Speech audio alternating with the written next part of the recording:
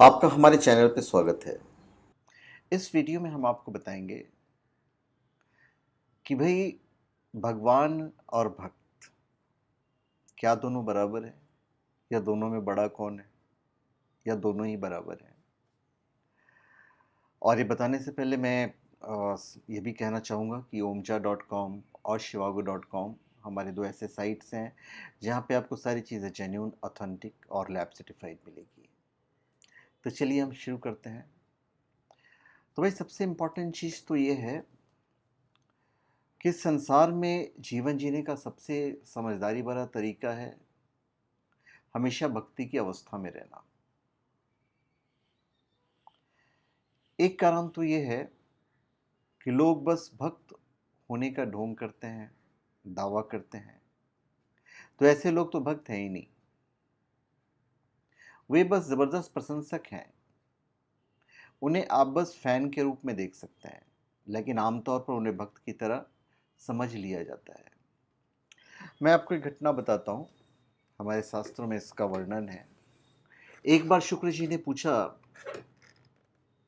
कि भगवान कृपया बताएं कि भक्त और भगवान में बड़ा कौन है। हालांकि आपके सारे आंसर्स यही मिल जाएंगे, फिर भी मैं और भी बहुत सी सारी बातें करूंगा।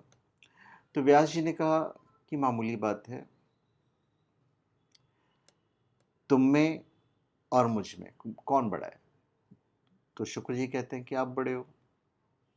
तो व्यास जी कहते हैं कि नहीं, तुम बड़े हो, क्योंकि तुम्हारे बिना मेरा कोई मोल ही नहीं है। तुम्हारे बिना मेरा कोई मोल नहीं है। तो भक्त ही ना हो तो भगवान को कौन मानेगा, भगवान को कौन जानेगा। जब भक्त के बिना भगवान का कोई अस्तित्व या अर्थ ही नहीं रह जाता, तो फिर भक्त बड़ा हुआ ना।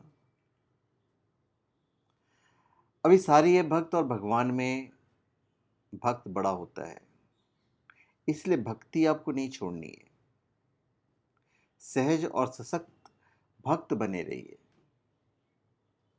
हो सकता है कि आपने कभी कोई पूजा नहीं की हो, लेकिन फिर भी आप भक्त हो सकते हैं। हो सकता है कि उस अवस्था तक ध्यान, प्रेम या पूजा के जरिए पहुंचा हो, लेकिन वो हरदम लगा हुआ है, तो भी वो भक्त कहलाता है। तो भक्त होने का मतलब प्रशंसक या फैन होना नहीं है। भक्त तो सभी कारणों से परे होता है। भक्त एक ऐसी दुनिया में होता है जहाँ कुछ भी सही या गलत नहीं है, जहाँ कोई पसंद या नापसंद नहीं है। भक्ति वह तरीका है जो आपको उस दुनिया में आसानी से ले जाता है। भक्ति प्रेम भी नहीं है। प्रेम तो एक फूल की तरह होता है, सुंदर, लेकिन मौसम के साथ वो भी मुरझा जाता है। तो सवाल ये होता है कि क्या जो भगवान को पा लेता है वो भगवान के बराबर हो जाता है। क्योंकि वेद, शास्त्र, पुराण, इन सभी में ऐसे मंत्र पाए गए हैं जो कहते हैं कि भक्त और भगवान एक ही हैं। मुंडकोपनिषद में कहा गया है, ब्रह्मवेद ब्रह्मैव भवति, अर्थात उस भगवान को जानकर वह भगवान बन जाता है। भगवान बन जाता है, मतलब भक्त भक्त जो है वो भगवान बन जाता है। इसी बात को तुलसीदास जी ने भी लिखा है, जानत तुम्ही तुम्ही हुई जाई। नारद जी भी कहते हैं, नारद भक्ति सूत्र में, कि भक्त और भगवान में अंतर नहीं होता। भागवत भी यही कहती है कि भक्त भगवत प्राप्ति के बाद भगवान हो जाता है। सब शास्त्र वेद कह रहे हैं कि भक्त भगवान हो जाता है। हाँ, हो जाता है, ये भी ठीक है। वेद व्यास जी ने उत्तर दिया है वेदांत में कि वह ज्ञान, आनंद और भगवान की सत्ता ये भगवान भक्त को दे देते हैं। तो जो भगवान की सच्चित आनंद, सचिदानंद है, वो तीनों चीज़ें भक्त को मिल जाती है। इसलिए भक्त भगवान के बराबर हो जाता है। अर्थात जिस आनंद में भगवान सदा से लीन है, वही आनंद जीव को दे देते हैं। तो कोई अंतर नहीं होता भगवान के आनंद में और जीव के आनंद में। जीव के आनंद मतलब भक्त के आनंद में। भगवान के पास जो आनंद है वही जीव को दे देते हैं सदा के लिए, और भगवान का ज्ञान भी सदा के लिए मिल जाता है भक्त को। फिर माया का ज्ञान हावी नहीं हो सकता। वेदांत में लिखा हुआ है कि भक्त गुरु से भगवान में एक अंतर है, अर्थात संसार बनाने का काम, संसार की रक्षा करने का काम, संसार को प्रलय करने का काम, ये भगवान किसी को नहीं देते। चाहे वो महापुरुष भक्त हों, भगवान को पा लेने के बाद भी एक मामले में अंतर बना हुआ रहेगा। इसलिए हमने भगवान की परिभाषा वेदों के द्वारा बताया है।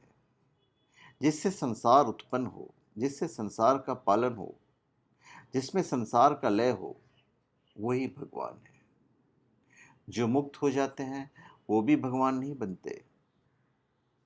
जो मुक्त हो जाते हैं अर्थात भगवान में लीन हो जाते हैं, वो भी अपनी व्यक्तित्व रखते हैं। आत्मा की सत्ता सदा रहती है। न सुस्यति मारुता, आत्मा नष्ट नहीं हो सकती, वो सदा रहेगी, मुक्ति की अवस्था में भी रहेगी। दूसरे शब्दों में कहें कि एक मुक्ति मतलब मोक्ष, तो मोक्ष कहलाती है।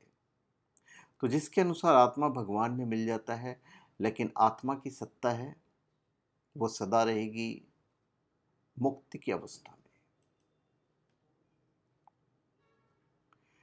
तो यहाँ पे भगवान और भक्त में यही एक अंतर है, नहीं तो भगवान और भक्त सब बराबर है। एक बड़ी सुंदर कहानी है। एक राजा थे जो एक आश्रम को संरक्षण दे रहे थे, और वो आश्रम एक जंगल में था। इसके आकार और इसमें रहने वाली की संख्या में लगातार बढ़ोतरी होती जा रही थी, और इसलिए राजा उस आश्रम के लोगों के लिए भोजन और वहाँ की इमारती आदि के लिए आर्थिक सहायता दे रहे थे, और यह आश्रम बड़ी तेजी से विकास कर रहा था। जो योगी इस आश्रम की सर्वे सर्वा थे वह मशहूर होते गए, और राजा के साथ भी उनकी अच्छी नज़दीकी हो गई। ज़्यादातर मौक़ों पर राजा उनकी सलाह लेने गए और लेने लगे भी। तो ऐसे में राजा के मंत्रियों को ईर्ष्या होने लगी और वे असुरक्षित महसूस करने लगे। तो एक दिन उन्होंने राजा से बात की, कहा कि हे राजन, राजकोष से आप इस आश्रम के लिए इतना पैसा दे रहे हैं, आप ज़रा वहाँ जाकर तो देखिए सही। वे सब लोग अच्छे खासे पीते नज़र आते हैं, वे आध्यात्मिक लगते ही नहीं है। राजा को भी लगा कि वो अपना पैसा बर्बाद तो नहीं कर रहे हैं, लेकिन दूसरी ओर योगी के प्रति उनके मन में बहुत सम्मान भी था। उन्हें योगी को बुलवाया और उससे कहा कि मुझे आपके आश्रम के बारे में कई उल्टी सीधी बातें सुनने को मिली है, तो ऐसा लगता है कि वहाँ अध्यात्म से संबंधित कोई काम नहीं हो रहा है। वहाँ के सभी लोग बड़े मस्त मौला, खाते पीते मोटे ताजे लग रहे हैं, तो ऐसे मुझे आपके आश्रम को पैसा क्यों देना चाहिए। तो योगी बोलते, राजन, आज शाम को अंधेरा हो जाने के बाद आप मेरे साथ चलें, मैं आपको कुछ दिखाना चाहता हूँ। अभी रात होते ही योगी राजा को आश्रम की तरफ लेकर चले जाते हैं चोरी छिपे, और वे राज्य के मुख्य मंत्री के घर पहुंचते हैं। दोनों चोरी छिपे उसके शयन कक्ष के पास पहुंचे। उन्होंने एक बाल्टी पानी उठाया और उस पर फेंक दिया। मंत्री चौंक कर उठा और गालियां बकने लगा। वे दोनों वहां से भाग निकले। फिर वे दोनों एक और ऐसे शख्स के पास गए जो आश्रम को पैसा न देने की वकालत कर रहा था। वह राज्य के सेनापति थे। दोनों ने उसके भी शयन कक्ष में जाकर और उसे भी परेशान कर दिए। वहां भी गालियां मिली। उसके बाद योगी राजा को आश्रम लेकर गए। बहुत से सन्यासी सो रहे थे। भक्ति का अर्थ मंदिर जाकर राम राम कहना नहीं है। वह इंसान जो अपने एकमात्र लक्ष्य के प्रति एकाग्रचित्त हो, वह जो भी काम कर रहा है उसमें पूरी तरह से समर्पित हो, वही सच्चा भक्त है। तो भाई उन्होंने भी वहां भी एक सन्यासी को पानी फेंक दिया। वह चौंक कर उठा और उसके मुंह से निकला, शिव शिव। फिर उन्होंने एक दूसरे सन्यासी पर इसी तरह से पानी फेंका। उसके मुंह से भी निकला, हे शंभो। योगी ने राजा को समझाया, महाराज, अंतर देखिए, ये लोग जागे हों या सोए हों, उनके मन में हमेशा भक्ति रहती है। आप खुद फर्क देख सकते हैं। तो भक्त ऐसे होते हैं। तो भक्त होने का मतलब ये तो कतई नहीं है कि दिन और रात आप पूजा करते रहें। भक्त वो है जो बस हमेशा लगा हुआ है, अपने मार्ग से एक पल के लिए विचलित नहीं होता। तो भक्त ऐसा होना चाहिए। तो मेरे ख्याल से मैंने ये जो वीडियो बनाया है कि भक्त और भगवान में बड़ा कौन है और भक्ति होनी चाहिए तो कैसी होनी चाहिए, तो मेरे ख्याल से सारी बातें क्लियर हैं। तो धन्यवाद। आप सबका हमारे चैनल पे स्वागत है। आप हमारे चैनल पे सब्सक्राइब करें और अपने कमेंट दीजिए। धन्यवाद।